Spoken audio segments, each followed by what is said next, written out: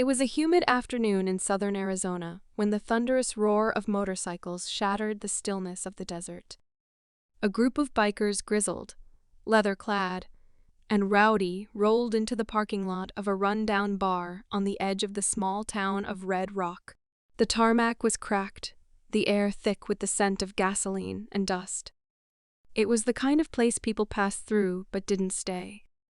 The bikers had earned a reputation for causing trouble in every town they passed. From New Mexico to Texas, they'd been known to ruffle feathers, disrupt businesses, and leave chaos in their wake. But Red Rock was different. The small town was the kind of place that kept to itself, its people hardworking, respectful, and fiercely protective of their own. And the bikers had no idea just how wrong they were to mess with this town. Chapter 1, The Arrival. The sound of Harley-Davidsons echoing across the desert wasn't uncommon. But when the 7 bikers pulled up to the worn-down bar, the place was unusually quiet. The few locals who had been enjoying a cold beer inside stared, not with intimidation, but with curiosity. The bikers dismounted in a rough, practiced way, each one adorned with tattoos that told their own story of rebellion. Their leader, a burly man with a thick beard and a chipped skull ring on his finger, led the way. His name was Frank Grimm Daniels, the self-appointed king of the group. He wasn't just a biker. He was a man who lived for violence, who thrived on power, and who had learned over the years that his size and reputation earned him respect. The locals tried to ignore the menacing group, but it wasn't long before Grimm started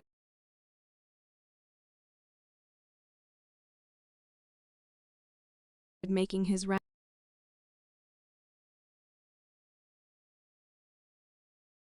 rounds, eyeing the small-town patrons with a look that could start a fight. "Hey, you there?" Grimm called out to a man in a dusty cowboy hat sitting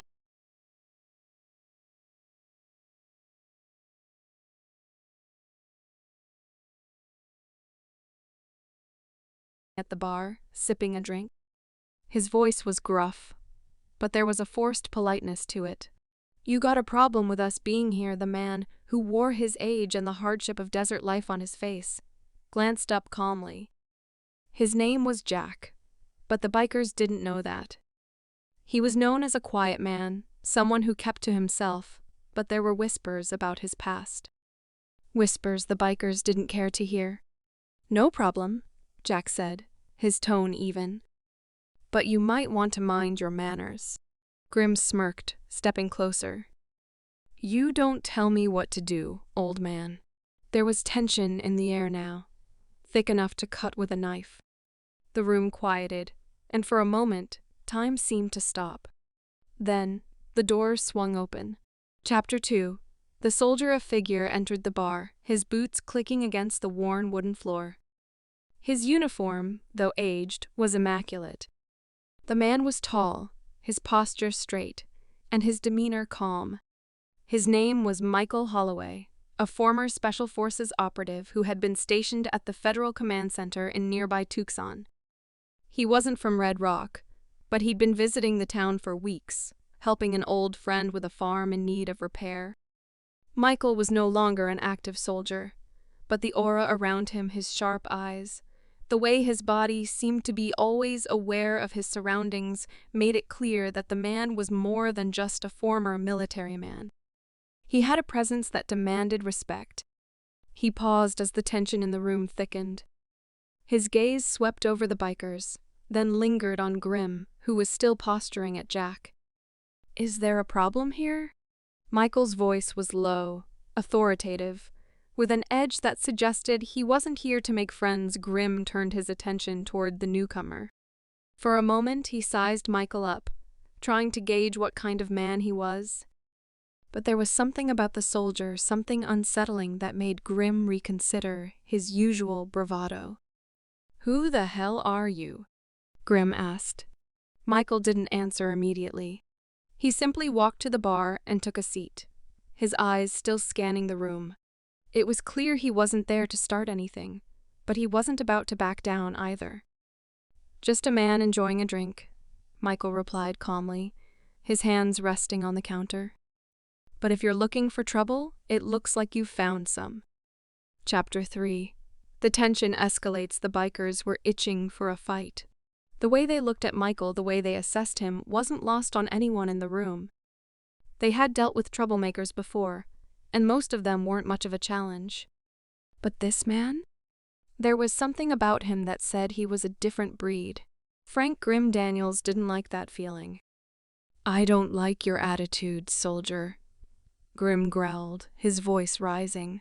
He stepped closer, towering over Michael, who hadn't moved an inch.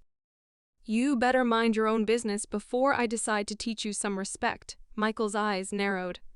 "I'm not here to start anything," he said evenly. "But if you're trying to start something with me, you better think twice." Grimm laughed, a guttural sound that filled the room. "You think you can talk to me like that? You're in the wrong place, soldier. You might have been something once, but out here, you're just another man who thinks he's tough." Without warning, Grimm grabbed Michael by the collar and yanked him to his feet. The bar fell silent, the only sound the hum of the desert wind through the cracked windows. Chapter 4. The wrong soldier. What happened next was almost too fast for anyone to process. Michael's body moved with precision, a fluidity that came from years of training. His right hand snapped out, grabbing Grimm's wrist and twisting it with an efficiency that sent the biker to his knees, howling in pain. With a swift motion, Michael delivered a controlled but forceful strike to Grimm's throat, forcing him to stagger backward, gasping for air. The room went still. The bikers, who had been ready for a fight, suddenly found themselves unsure. They had messed with the wrong guy. Grimm was on the floor now, clutching his throat, unable to breathe. Michael stood over him, his expression calm, almost bored. "You should have stayed in your lane," he said, his voice a quiet, lethal promise. The other bikers hesitated, not sure if they should intervene. But Michael's posture, the way he carried himself, made it clear that any move they made would be met with overwhelming force. They had never encountered a man like this before. "Leave him," Michael said coldly, his eyes scanning the room. "And get out of here." For a long moment, no one moved. The bikers, still rattled by the unexpected turn of events, exchanged wary glances.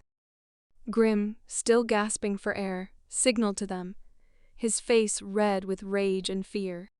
One by one, the bikers turned and walked out of the bar, leaving their leader behind. They had no intention of fighting a man who could drop their leader in seconds. Chapter 5. Aftermath. The bar slowly came back to life as the bikers finally left. The air seemed less heavy, the tension dissipating with each passing second. Jack, the old cowboy, looked over at Michael, nodding in quiet approval. "You sure have a way with people," Jack said dryly. Michael gave him a small smile, but it was the kind of smile that didn't reach his eyes. "Sometimes it's not about talking," he said. "Sometimes it's about showing them they picked the wrong fight." Epilogue. The bikers never came back to Red Rock. And over time, the story of the soldier who had single-handedly sent them packing became a legend.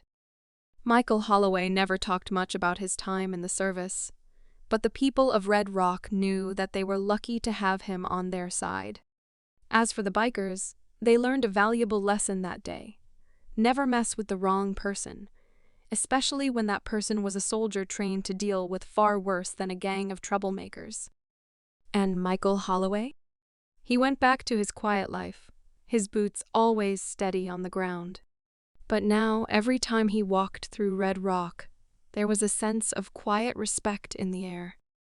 The town knew they had a soldier in their midst, a man who, when pushed, could fight back with the ferocity of someone who had seen the worst the world had to offer and come out on top.